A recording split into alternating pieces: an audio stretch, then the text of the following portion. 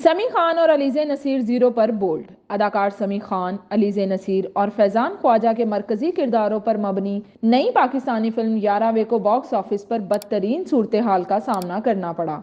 इस फिल्म को पहले जून में रिलीज करने का ऐलान किया गया था, लेकिन फिर अचानक इसकी नुमाइश मुलतवी कर दी गई। फिल्म की ज्यादातर शूटिंग थाईलैंड समेत दीगर मकामात पर की गई है और इसमें कॉमेडी भी शामिल की गई है। फिल्म की दीगर कास्ट में जावेद शेख, भारतीय बोल्ड अदाकारा पूनम पांडे, मरीना खान, अली सिकंदर, असद खान और दीगर शामिल हैं।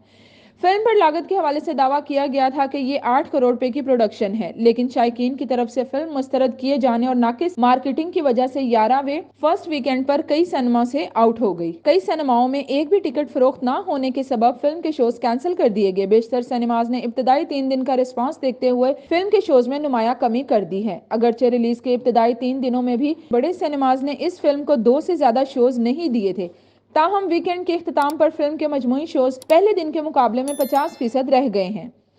यारावे ने पाकिस्तान भर में अपने फर्स्ट वीकेंड में टोटल 8 लाख रुपए के साथ क्लोज किया, जो कि इंतहाई मायूस कुन है।